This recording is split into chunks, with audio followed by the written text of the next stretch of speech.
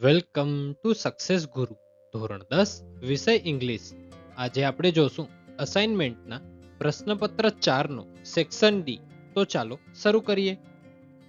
સૌથી પહેલા આવે છે ઇનડાયરેક્ટ સ્પીચ. ચાલો જવાબ જોઈએ. નિશા આસ્ક્ડ મિસ્ટર મહેતા ખાલી જગ્યા she could leave a little bit early that day in the evening એમ આપેલું છે. આપણે આમાં ખાલી જગ્યા આવે છે. હવે આ વાક્ય પ્રશ્નાર્થ છે, છેલ્લે ક્વેશ્ચન માર્ક આવે છે એટલે અહીં આસ્ક્ડ પણ લાગેલું છે. તો હવે ઇફ ધેટ કે સો ધેટ માં શું લાગશે? સૌથી પહેલા તો અહીં જોવાનું WH વાળી કોઈ વસ્તુ નથી. એટલે જ આપણે આ ઇફ ધેટ કે સો ધેટ ઓપ્શન આપેલા છે. જો WH ફેમિલીમાંથી ક્વેશ્ચન શરૂ થતો હોય તો WH ફેમિલી વાળી જ વસ્તુ ખાલી જગ્યામાં આવે, પણ અહીં શરૂ કુડ થી થાય છે માટે અહીં ઇફ લાગે. જો WH ફેમિલીથી શરૂ ન થતો હોય પ્રશ્ન તો ઇફ લાગે પ્રશ્નાર્થ વાક્યમાં, એટલે આપણો પેલી ખાલી જગ્યામાં જવાબ આવશે ઇફ. હવે આગળ વાંચીએ. Mister Mehta asked Har if she ખાલી જગ્યા હર અસાઇનમેન્ટ, એટલે આપણે ફરાવાનું આ વાક્યને છે. હવે હેવ કમ્પ્લીટેડ ને ફરાવવાનું છે, જે છે પ્રેઝન્ટ પરફેક્ટમાં. તો તે વાક્ય ફરશે પાસ્ટ પરફેક્ટમાં, એટલે બની જશે હેડ કમ્પ્લીટેડ. તો આપણો બીજી ખાલી જગ્યાનો જવાબ થશે હેડ કમ્પ્લીટેડ. હવે આગળ વાંચીએ. Replying in the negative, Nisha assured him that she ખાલી જગ્યા કમ્પ્લીટ ઇટ બિફોર સી ખાલી જગ્યા. હવે બે ખાલી જગ્યા આપણે ભેગી સોલ્વ કરી લઈએ. સી થાય છે આઈ નું.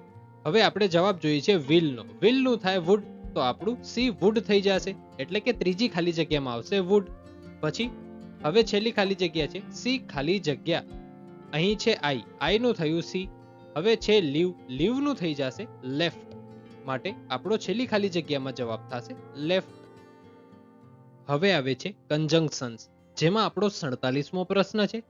Please dictate slowly, V can write correctly. હવે અહીં આપણે જોઈએ તો કે શું છે? ધીમેથી બોલો જેથી અમે સાચું લખી શકીએ એમ કે છે. તો અહીં પર્પસ દર્શાવવાનો છે, એટલે કે હેતુ દર્શાવવાનો છે. તો હેતુ દર્શાવવાનો હોવાથી આપણો જવાબ સો ધેટ થશે. તો આપણું વાક્ય બનશે please dictate slowly so that we can write correctly. 48મો પ્રશ્ન છે. ધ જજ will give a judgment today, he will give another date for hearing. હવે આમાં આપણે વાક્ય વાંચીને જ ખબર પડે છે, કાં તો જજ આજે જજમેન્ટ આપશે, કાં તો નેક્સ્ટ ડેટ આપશે હિયરિંગની, એવું કહેવા માંગે છે. તો જવાબ આવશે આઈધર ઓરમાં. કાં તો ઈ જજમેન્ટ આપશે, કાં હિયરિંગની નવી ડેટ આપશે. એના માટે આઈધર ઓર લાગશે. નાઈધર નોર શું કામ નહીં લાગે? કારણ કે નેગેટિવ વસ્તુ નથી. જો નેગેટિવ હોત તો નાઈધર નોર લાગત, એટલે લાગશે આઈધર ઓર. તો આપણો જવાબ બનશે ધ જજ will either give a judgment today or give another date of hearing. આ આપણો જવાબ બનશે. 49મો પ્રશ્ન છે. Eat good food, you will fall ill. હવે આનું ગુજરાતી શું થાય? તમે સારું ખાવાનું ખાઓ, નહીતર તમે બીમાર પડશો. હવે નહીતર ને ઇંગ્લિશમાં શું કહેવાય? સો ધેટ કે સો તો કહેવાય નહીં, અધરવાઇઝ કહેવાય. તો આપણો જવાબ થશે eat good food, otherwise you will fall ill. આપણા કંજંક્શન અહીં પૂરા થાય છે. નેક્સ્ટ આવે છે rewrite the paragraph, fill in the blanks with the appropriate words in the brackets. જેમાં આપણો ફકરો છે ગર્લ્સ આર વેરી ખાલી જગ્યા in new learning things, parents must recognise ખાલી જગ્યા એબિલિટીઝ ખાલી જગ્યા ગાઈડ ધેમ એકોર્ડિંગલી. હવે આપણે જવાબ જોઈએ. આપણી પાસે પેલી ખાલી જગ્યાના કાઉન્ટ્સમાં શું છે? વીકલી, વીકનેસ અને ક્વિક છે.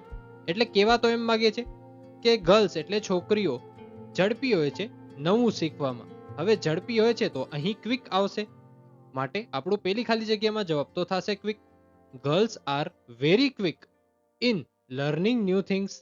પછી આગળ વાંચીએ. પેરેન્ટ્સ મસ્ટ રેકોગ્નાઇઝ ધેર, એટલે તેઓની એબિલિટીઝને. તો બીજી ખાલી જગ્યામાં આવશે ધેર, લખી નાખીએ there. Parents must recognise there abilities and guide them accordingly. અને ગાઈડ પણ કરવા જોઈએ, માટે આપણો છેલ્લી ખાલી જગ્યામાં જવાબ આવશે એન્ડ. આપણો આ પ્રશ્ન અહીં પૂરો થાય છે.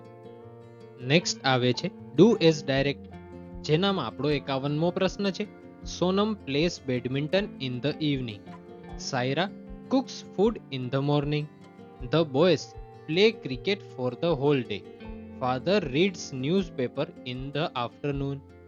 બિગિન લાઈક ધીસ માં શું આપેલું છે? બેડમિન્ટન ઇઝ પ્લેડ, એટલે અહીં પણ એક્ટિવ પેસિવની જ વાત થાય છે. અહીં શું આપેલું છે? Badminton is played by Sonam in the evening. આપણું પેલું વાક્ય બનશે. તો સૌથી પહેલા તો લખી લઈએ, badminton is played by Sonam in the evening. આપણું સ્ટ્રક્ચર શું છે? ઓબ્જેક્ટ પ્લસ ઇઝેમાર વત્તા V3 વત્તા બાય વત્તા કરતા એટલે કે સબ્જેક્ટ. હવે એવી રીતે Saira cooks food in the morning નું બનાવીએ. હવે અહીં કર્મ ફૂડ છે તો ફૂડ થી શરૂ થશે, ફૂડ પછી ઇઝ લાગશે, ફૂડ ઇઝ પછી V3 કુક્ડ બાય લગાડવાનું, પછી કરતા કોણ છે? સાયરા છે તો સાયરા લખવાનું, પછી ઇન ધ મોર્નિંગ છે એ એમનું એમ. તો આપણું વાક્ય બનશે food is cooked by Saira in the morning. હવે નેક્સ્ટ આવીએ, the boys play cricket for the whole day. હવે અહીં શું છે? કર્મ ક્રિકેટ છે તો ક્રિકેટ ઇઝ પ્લેડ એટલું તો સમજી ગયા આપણે. Cricket is played by the boys for the whole day એ આપણું વાક્ય બનશે cricket is played by the boys for the whole day. હવે છેલ્લું વાક્ય જોઈએ, father reads newspaper in the afternoon.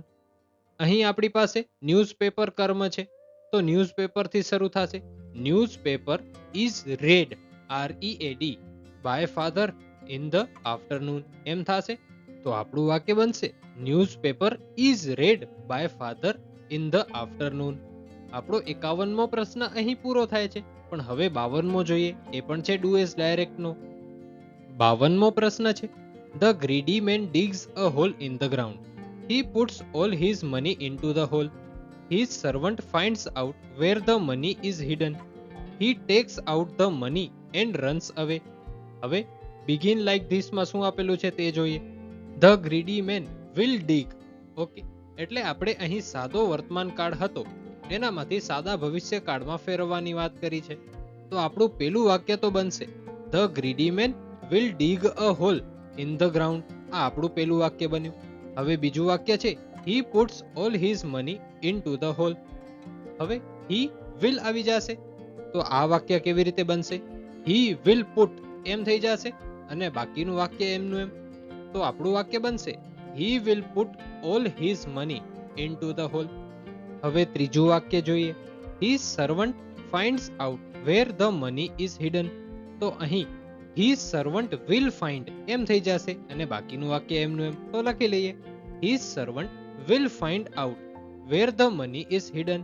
હવે ચોથું વાક્ય વાંચીએ, he takes out the money and runs away. એ કેવી રીતે બદલશે?